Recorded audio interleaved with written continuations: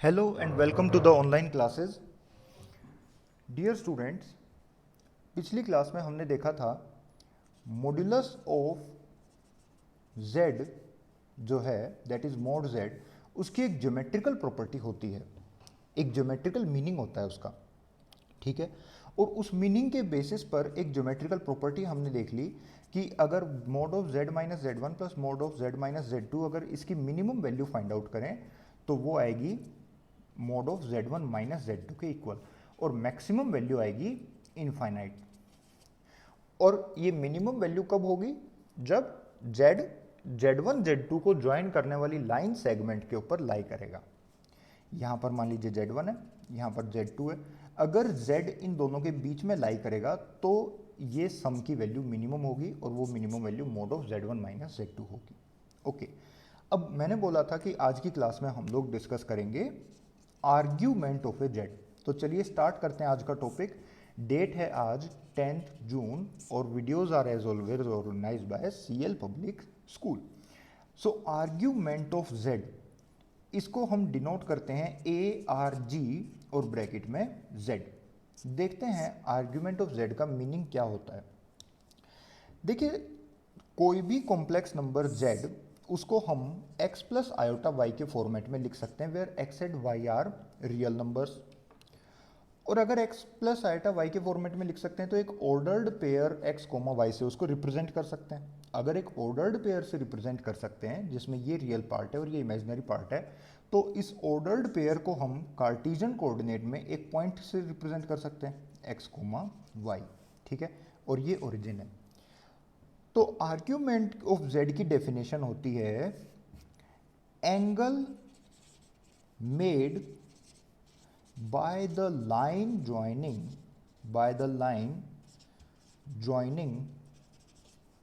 The point z with origin with positive direction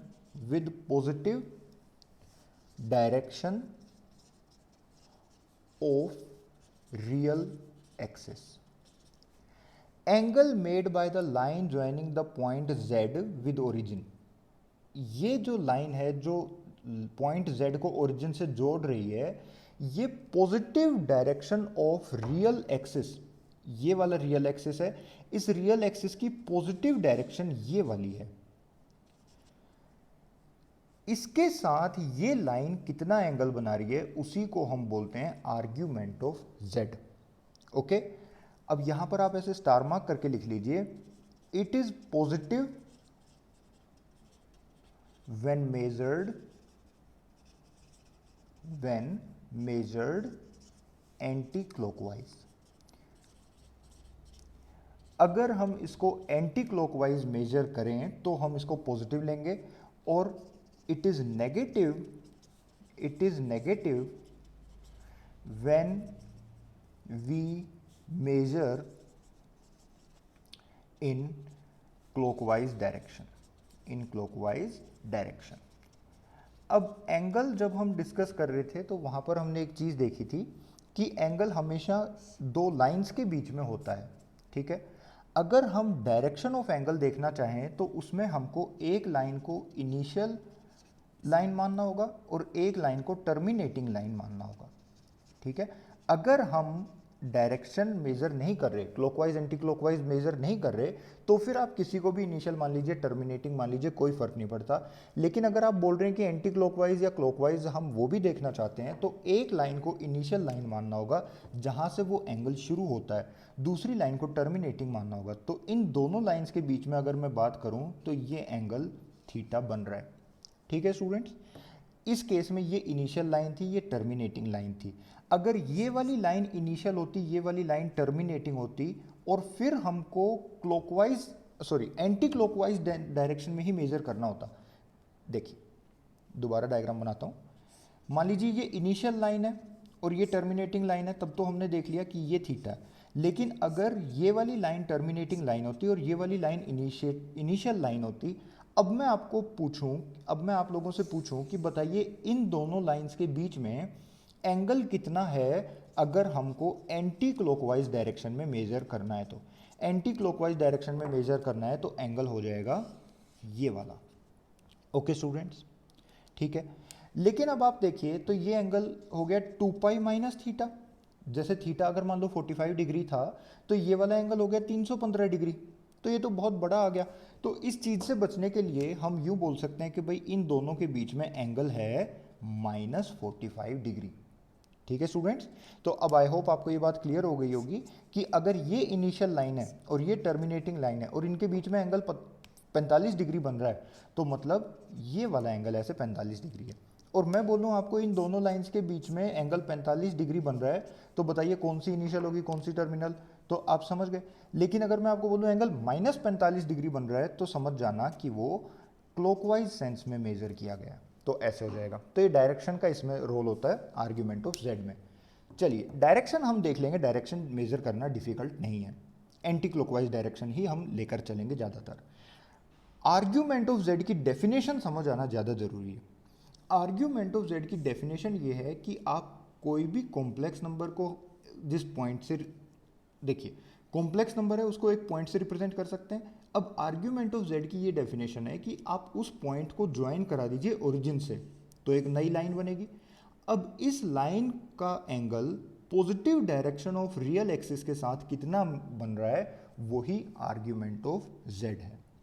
ठीक है, आप चाहें तो इसको बोल सकते हैं ये एंगल थीटा बन रहा है, या फिर आप ये भी बोल सकते हैं कि ये एंगल बन रहा है 2 पाई प्लस थीटा। ठीक है, तो 2 पाई प्लस थीटा भी आर्ग्यूमेंट ऑफ जेड होगी। आप इसको बोलना चाहें तो 4 पाई प्लस थीटा भी बोल सकते हैं, वो भी आर्ग्यूमेंट ऑफ जेड होगी।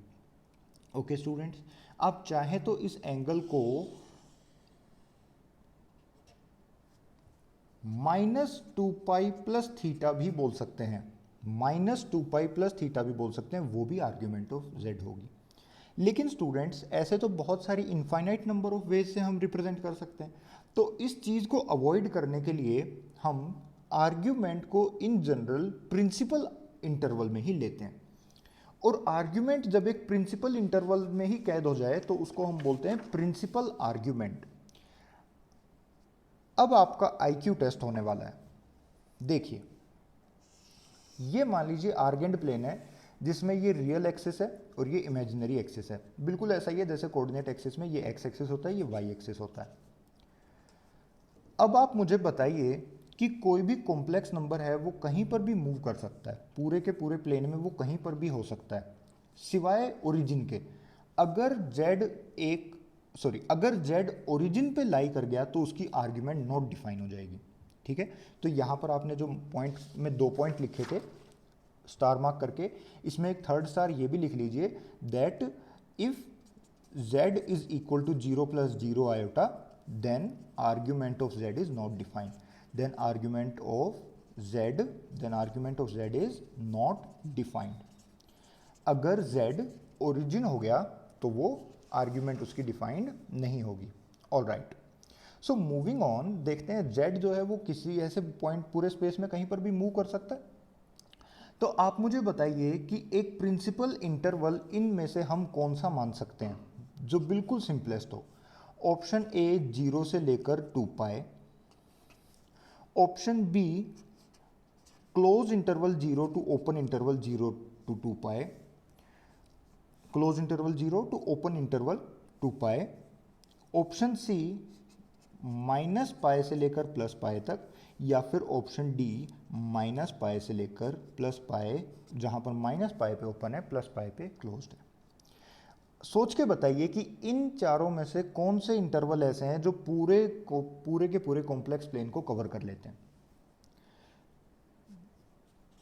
देखिए कॉम्प्लेक्स नंबर जब यहां लाई करेगा 0 से लेकर पॉजिटिव रियल एक्सिस में कहीं पर भी, यानी कि कॉम्प्लेक्स नंबर जब x प्लस 0 आयोटा के फॉर्मेट का होगा where x is greater than 0, तो उसकी आर्ग्यूमेंट होगी 0, है ना, क्योंकि जो लाइन ज्वाइन करेगी कॉम्प्लेक्स नंबर को ओरिजिन से वो रियल एक्सिस के साथ 0 एंगल बना रही है। तो जब कॉम्प्लेक्स नंबर इस लाइन पर लाई करेगा तो बोलेंगे आर्ग्यूमेंट ऑफ z 0 है। जब कॉम्प्लेक्स नंबर इस लाइन पर लाई करेगा इस वाली डायरेक्शन में लाई करेगा तो हम हमेशा बोलेंगे दैट z लिखा हुआ है वो 0 प्लस आयोटा y के फॉर्मेट में लिखा हुआ है, और इस केस में आर्ग्यूमेंट ऑफ z कितनी होगी 90 डिग्री, क्योंकि देखिए ये वाली जो लाइन है ये रियल एक्सिस के साथ 90 डिग्री एंगल बना रही है, और जब z इन दोनों के बीच में लाई करेगा तो हम बोलेंगे आर्ग्यूमेंट ऑफ z जो होगी वो बिलोंग करेगी 0 से लेकर 90 डिग्री तक। ठीक है, फर्दर जब हम यहाँ इस डायरेक्शन में आ जाएंगे तो यहाँ पर अगर कॉम्प्लेक्स नंबर लाई करेगा जैसे minus of X plus 0 iota where X is positive, या फिर हम बोलें जैसे एक्स इज इक्वल जेड हो गया नेगेटिव हो फिर रियल नंबर जैसे -3 प्लस 0 आयोटा या फिर -10 प्लस 0 आयोटा, तो वो इस डायरेक्शन में लाई करेगा यहाँ पर negative direction of real axis पे, और उस केस में आर्ग्यूमेंट हो जाएगी बाय डेफिनेशन। देखिए इस लाइन का एंगल मेजर करना है इस लाइन के साथ, तो वो एंगल हो जाएगा 180 डिग्री प्लस का 180 डिग्री। ओके, सेम मैं ये भी बोल सकता हूं कि इसी लाइन का एंगल हो जाएगा -180 डिग्री भी, है ना। तो भाई जब हमने इस लाइन को रिप्रेजेंट कर दिया है 180 डिग्री एंगल से, तो उसी लाइन को दोबारा -180 डिग्री एंगल से रिप्रेजेंट करने का कोई मतलब नहीं बनता। तो अगर हम ऑप्शन सी और डी को देखें तो इसमें यहां पर क्लोज्ड इंटरवल नहीं आना चाहिए, इन दोनों में से एक इंटरवल ओपन होना चाहिए, क्योंकि -पाई और पाई सेम एंगल को रिप्रेजेंट कर रहे हैं, सेम कॉम्प्लेक्स नंबर को रिप्रेजेंट कर रहे हैं -पाई और +पाई। ओके स्टूडेंट्स, तो पहली बात तो ये कि ऑप्शन सी गलत हो गया, और ऑप्शन डी देखते हैं ऑप्शन डी में और क्या है। तो अगर कॉम्प्लेक्स नंबर यहां से लेकर यहां तक आया तो उसकी आर्ग्यूमेंट आएगी क्लोज्ड इंटरवल 0 से लेकर क्लोज्ड इंटरवल 180 डिग्री तक। अब मान लीजिए कि इसको क्रॉस करके कॉम्प्लेक्स नंबर यहां आ गया इस जगह पर, तो अब इसकी आर्ग्यूमेंट कितनी होगी, इस लाइन का एंगल फाइंड आउट करना है इसके साथ, तो वो देखिए 180 डिग्री से बड़ा एंगल बन रहा है, तो 180 डिग्री से बड़ा एंगल हम लें तो जैसे कुछ मान लो 210 डिग्री हो गया या 240 डिग्री हो गया, ठीक है, तो वो ऐसे मूव ऑन करेगा। ठीक है ना, बात समझ गए कि यहाँ पर जो एंगल बनेगा वो एक 180 डिग्री से भी बड़ा एंगल बनेगा। ठीक है, फिर यहाँ अगर कॉम्प्लेक्स नंबर लाई कर गया तो वो वैल्यू होगी 270 डिग्री प्लस का 270 डिग्री, और फिर घुमा के पूरा का पूरा घुमा के अगर इधर लिया है तो ये एंगल दोबारा से बन गया 2 पाई। तो 0 और 2 पाई सेम चीज़ को रिप्रेजेंट कर रहे हैं, तो इसको भी हम नहीं लेंगे। ठीक है स्टूडेंट्स, एक बात तो ये क्लियर हो गई कि ऑप्शन ए इनकरेक्ट है और ऑप्शन सी इनकरेक्ट है, क्योंकि 0 और 2 पाई सेम चीज़ को रिप्रेजेंट कर रहे हैं, तो शॉर्टेस्ट इंटरवल हमको चाहिए, तो हम इसको फालतू में क्यों कंसिडर करें।